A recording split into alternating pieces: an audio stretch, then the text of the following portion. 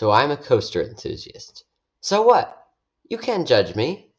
Actually, what even is a coaster enthusiast? This is the first video in my new series, Enthusiast-ing 101. So strap in and get excited for yet another wisecrack-filled video for new enthusiasts and vets alike. The basics of being an enthusiast.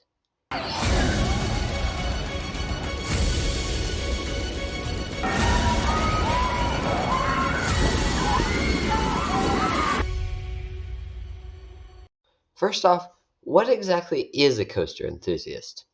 Let's break this down. A coaster, according to Cambridge Dictionary, is a small piece of wood, plastic, or other material that you put a glass or cup on to protect a surface from heat. Wait, wrong coaster.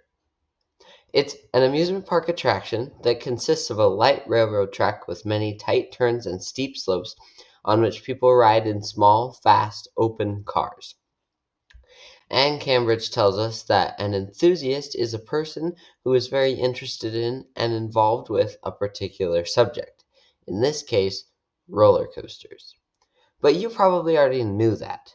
Basically, we really like roller coasters. We know all about them and we go out of our way to ride them. It's a pretty good life. There's basically two requirements you need to be considered for a coaster enthusiast. The first is basically being a coaster know-it-all, in the best way possible, of course. You are kind of expected to know anything and everything about the theme park industry, which seems like a daunting task, but that's why I am an advocate for research. Usually, the research I'm advocating for is in the form of knowing about the park you're going to visit, but in this case, it applies to just knowing about the community you want to be a part of. In my experience, the best way to learn about the theme park world is the process of exposure therapy. YouTube is, of course, my school of choice, and I'd 100% recommend using it to anyone interested in roller coasters. Coaster YouTubers like Coaster Studios are a good jumping off point for being exposed to enthusiast terminology and opinions, as well as learning about parks and coasters. And YouTube is 100% free. The next requirement for being an enthusiast would be your goal to ride coasters.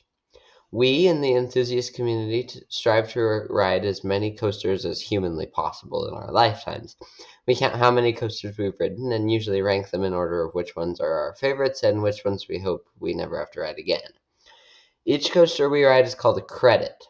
I currently only have 46 credits, which in the coaster world isn't a whole lot, but I'm a relatively new enthusiast and you should cut me some slack because I'm still a teenager, which means I have very little control over my own life. Otherwise, I would probably have more. Those are the two basic requirements, but there's a couple of other things that are encouraged, but they're not required. The first is playing the social media game. I use YouTube. Shocker, I know. Enthusiasts generally use YouTube, but sprinkle in some Instagram and maybe TikTok. Whatever platform or combination of platforms, it's a fun way to share your personal and sometimes unpopular opinions about coasters. Now, I get it. If you've already found your own non-coaster related social media niche, or you just don't want to try, don't even worry about it. I'll still consider you an enthusiast, even if no one else will. The last aspect of enthusiasting I'll talk about in this video is joining a coaster club. The most prominent one is American Coaster Enthusiasts, or ACE for short, but there's a few out there. When you join one of these clubs, you get access to special enthusiast events like behind-the-scenes tours, and sometimes they organize whole trips to a few different parks to ride coasters. This is a great way to meet new people and ride new coasters and participate in some awesome experiences.